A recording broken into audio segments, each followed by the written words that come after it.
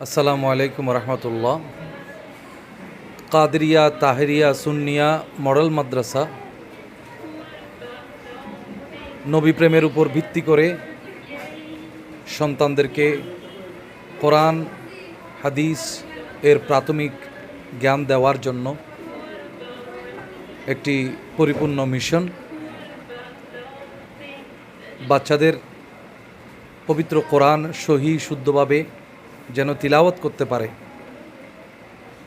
সেই জন্য এই প্রতিষ্ঠান কঠোর অঙ্গীকার ব্যক্ত করে। একটা কোরআন তেলাওয়াত করতে পারা, সুন্দরভাবে সহিভাবে কোরআন তেলাওয়াত করতে পারা সন্তান একজন মায়ের এবং একজন বাবার সম্পদ। একজন হাফেজে কোরআন মা বাবার সম্পদ। ইনারা হলো মা বাবার জন্য জান্নাতে যাওয়ার সিঁড়ি। একজন মা বাবার দায়িত্ব থাকে সন্তানকে দ্বীনি জ্ঞান দান করা, আল্লাহ এবং রসুল চেনানো।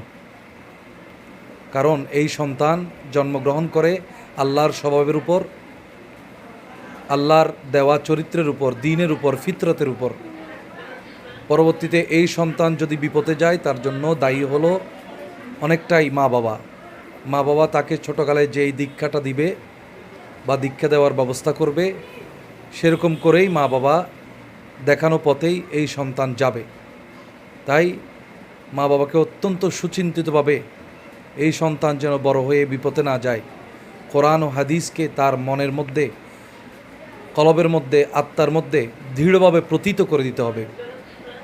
এই প্রতিষ্ঠান কাদরিয়া তাহেরিয়া সুন্নিয়া মডেল মাদ্রাসা এই বাচ্চাদের মধ্যে কোরআন হাদিসের মাধ্যমে আল্লাহর এবং রসুলের দ্বীনকে মননে দৃঢ়ভাবে পতিত করার জন্য কাজ করে যাচ্ছে।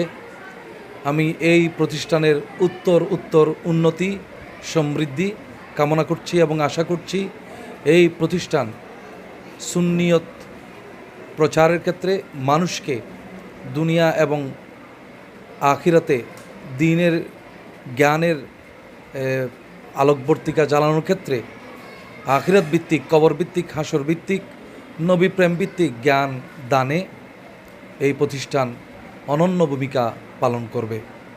আসসালামু আলাইকুম রহমতুল্লাহ।